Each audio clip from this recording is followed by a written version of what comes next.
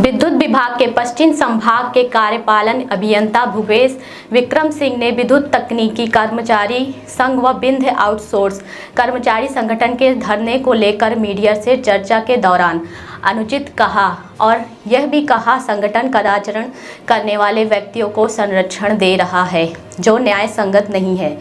रीवा की कल्चर ही ऐसी है।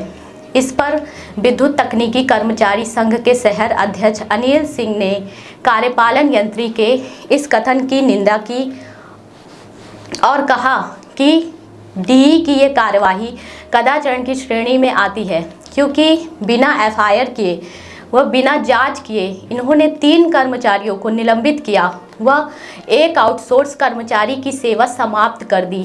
इस वजह से इनके ऊपर भी एफआईआर हो सकती है। वहीं आउटसोर्स संगठन के अध्यक्ष मुकेश पांडे ने इनके बयान पर हमला बोलते हुए उग्र आंदोलन की बात कही है। यहाँ कुछ बीते दिनों पहले कुछ चोरी घटना हुई थी। चोरी घटना के दौरान आपने एक्शन लिया और 3 कर्मचारियों को नियमित कर्मचारियों को निलंबित कर दिया और एक आउटसोर्स कर्मचारी की सेवा समाप्त कर दी। इसके बाद सर आपके जो संगठन है तकनीकी कर्मचारी संघ और आउटसोर्स का जो संगठन विंध्य आउटसोर्स कर्मचारी संगठन आपसे वार्तालाप किया कि सर इस आदेश पे आप संशोधन करें और आप उन्हें बहाल कर दें। इस पर आपने आश्वासन भी दिया और उसके बाद जो कारण रहा वो आप हमसे बेहतर जानते हो कि आपने बहाल नहीं किया। आज धरने पर बैठे हैं और बहाली की मांग कर रहे हैं, तो सर इसको लेकर क्या रुख है आपका? देखिए, जैसा कि आप जानते हैं कि दिनांक 8 और 9 तारीख के बीच में हमारे ऑफिस में बहुत महत्वपूर्ण दस्तावेज और कंप्यूटरों की चोरी की गई। उस समय 3 कर्मचारी जिनके नाम ललित कुमार, मोहन प्रसाद और शिवचरण ये ड्यूटी में थे, रात्रिकालीन ड्यूटी में थे और एक आउटसोर्स का कर्मचारी अर्जुन पटेल वो भी ड्यूटी में था। तो इनके द्वारा जब जांच में अपनी पूछताछ की गई तो इनके द्वारा ये बताया गया कि हम ड्यूटी में थे लेकिन हमने किसी को ऑफिस से सामान ले जाते हुए नहीं देखा। तो इसमें सबसे बड़ा सवाल ये उठता है, या तो ये ड्यूटी में थे नहीं, या तो ड्यूटी में थे तो उन्होंने कहीं कहीं उनकी संलिप्तता है। तो ये एक गंभीर मसला है और ये एक जांच का विषय है। जब तक अभी हमारी प्राइमरी जांच अपने स्तर पे नहीं हो जाती है तब तक इनकी बहाली करना संभव नहीं है। सर तो बहाली करना संभव नहीं, ठीक है आपने कहा। सर कुछ समय पहले अब इनसे आपकी चर्चा हुई थी, आउटसोर्स कर्मचारी संगठन भी आया था और तकनीकी कर्मचारी संघ।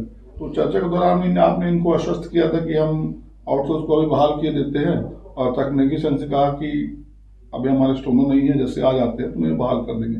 फिर आश्वासन देने की क्या जरूरत पड़ गई सर? आश्वासन ऐसा उनको दिया नहीं गया था क्योंकि 7 दिन का हमने उनसे समय लिया था कि 7 दिन में कुछ हम अपनी प्राइमरी जांच कर लेंगे। लेकिन इसी बीच में हमारे स्टेनो साहब के पिताजी का देहांत हो गया तो वो छुट्टी में चले गए। और क्योंकि मार्च का महीना चल रहा है, सभी कर्मचारी आज आप भी देख रहे हैं हमारे ऑफिस में कोई नहीं है, सभी राजस्व वसूली के लिए जहाँ जहाँ ड्यूटी लगाई है सभी चले गए हैं। तो इस वजह से जो हमारी प्राइमरी जांच हम अपने ऑफिस स्तर पे करना था हमको, वो भी पूरी नहीं हो पाई है, जिसकी वजह से उनकी बहाली नहीं की जा सकी है। सर जांच के पूरी होने के बाद ही बहाली तय मानी जा रही है? हाँ, जांच में उनकी क्या भूमिका है, जैसा कि मैंने बताया कि उनका ये कहना है कि मैं अभी बहाली भी कंफर्म नहीं है सर? नहीं, अभी तो बहाली कंफर्म नहीं है।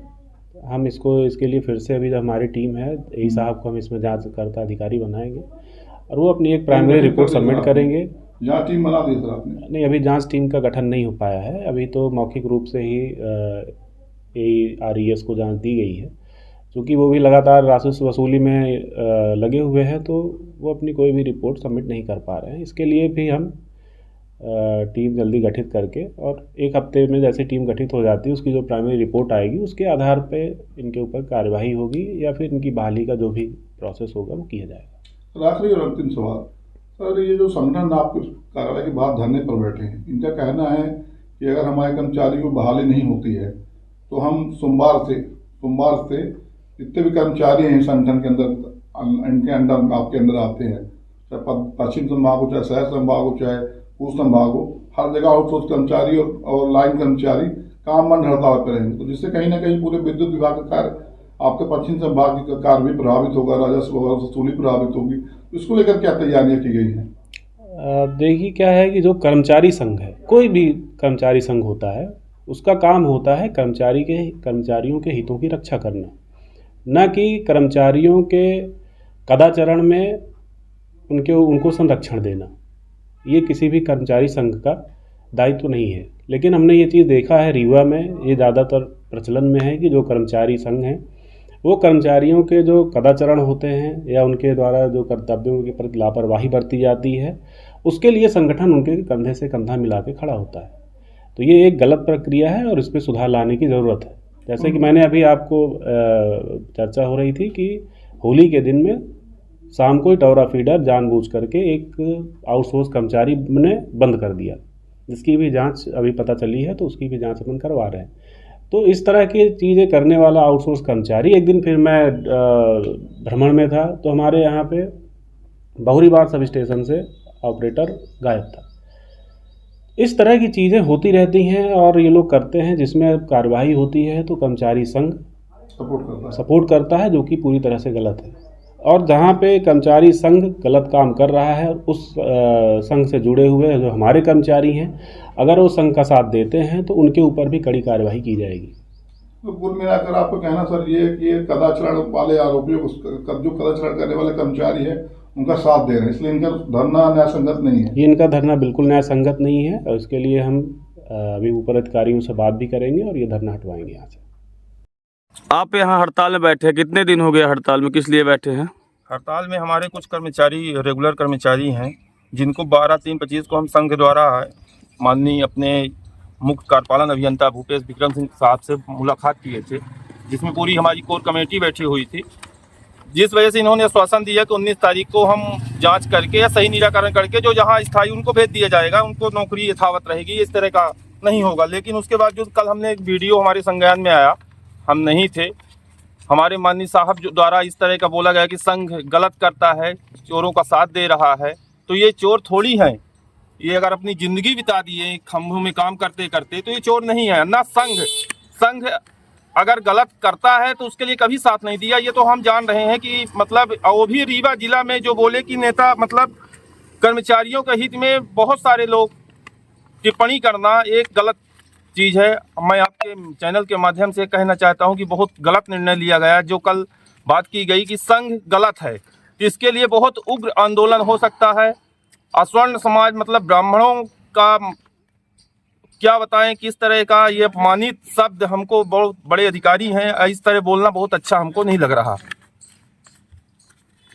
नहीं, ये कल जो वीडियो जारी हुआ उसमें लिखा गया है कि रीवा का कल्चर, उनके द्वारा कल्चर के बारे में बोला गया, उसके बारे में आप क्या कहना चाहते हैं? रीवा कल्चर कैसा है? रीवा का कल्चर अब वही बताएं कि कल्चर कैसा है। रीवा का कल्चर तो बहुत अच्छा था, लेकिन वो भी तो अपने यहाँ काम यही थे, जेई थे, ऐसा नहीं है। लेकिन हम ये कह रहे हैं कि हमारे कर्मचारी के हित में उन्होंने काम करें और हमारा सही निर्णय लेके सोमवार तक अगर हम लोगों का मार्च सही नहीं निराकरण करते हैं 12-1 बजे तक, तो हम लोग उग्र आंदोलन पूरे मध्य प्रदेश में करेंगे। आज चालू है। नहीं, मार्च का महीना है तो कुछ भी पड़ता होगा, प्रभाव पड़ेगा कि नहीं पड़ेगा? अभी तक जैसे कल से जो हमारे भाई संघ द्वारा बैठे हुए थे, ये जो कर्मचारी अभी तो मान लीजिए 2-4% की वसूली वो होगी, उसके बावजूद भी काम किए हैं। लेकिन सोमवार से पूरा अल्टीमेटम है कि काम बंद हो जाएगा जब तक आपकी मांगे पूरी नहीं हो जाएंगी तब तक। और इन्होंने अपना ऑर्डर, चाहे हमारे अधिकारी जो ये हमारे कर्मचारी लाइन पर, इनकी जांच करवाएं, जांच के सही निराकरण करें, कोई झूठा आश्वासन न दे। जैसे उन्होंने बोला कि हम 19 तारीख को कर देंगे, तो 19 से आज कितने तारीख हो रही है? 24 तारीख हो रही है। बताइए क्या है, अब ये क्या करेंगे रिटायरमेंट के समय में? और उसके साथ एक आउटसोर्स, मान लीजिए कि ठीक है कुछ भी जांच कर लेते, हमारे आउटसोर्स भाई का होली का त्यौहार था, उसी समय आपने बोला, आपकी वीडियो है, मैं आपको कुछ नहीं बोल रहा, लेकिन उनकी बहाली करिए और सही जांच करवाएं और जो दोषी हो उसके ऊपर कार्रवाई हो। नहीं तो हम लोग सोमवार, मतलब कि अगर सोमवार को 1 बजे तक नहीं होगा तो पूरा मध्य प्रदेश ब्लैकआउट होगा, ये मार्च की वसूली नहीं हो पाएगी और सभी कर्मचारी बैठेंगे एक साथ।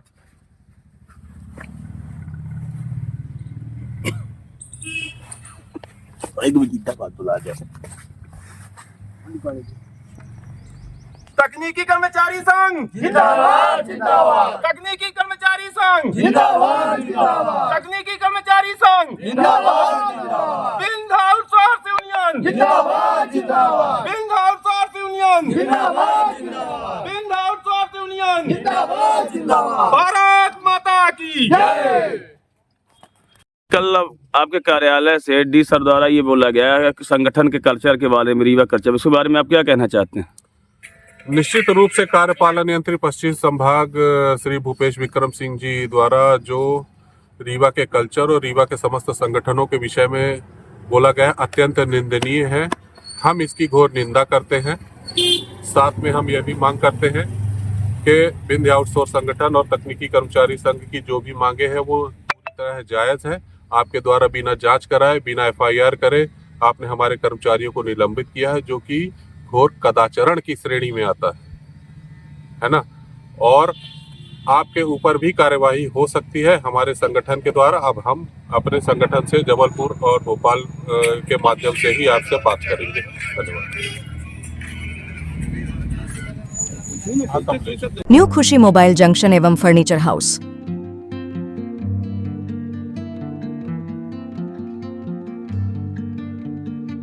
खरीदे सब कुछ एक ही जगह पर आसान सी किश्तों में। न्यू खुशी मोबाइल जंक्शन एवं फर्नीचर हाउस में मोबाइल, सोफा, बेड, अलमारी, बक्सा, पेटी, सिंगारदानी, TV, fridge, AC, washing machine, शादी का संपूर्ण सामान एक ही जगह में उपलब्ध है। हमारे यहाँ 0% फाइनेंस की सुविधा उपलब्ध है और 5 मिनट में कहीं के भी आधार कार्ड से आप फाइनेंस करवा सकते हैं। शादी का संपूर्ण इलेक्ट्रॉनिक और फर्नीचर सामान खरीदने पर पाए भारी छूट और सुनिश्चित उपहार। हमारे यहाँ मेगा एक्सचेंज ऑफर में पुराने के बदले नए सामान उचित मूल्य में दिए जाते हैं। हमारा पता है न्यू खुशी मोबाइल जंक्शन एवं फर्नीचर हाउस, ढेखा तिराहा, रीवा। हमसे संपर्क करें 89 89 90 19 92 और 62 64 72 0 23 3 नंबर पर।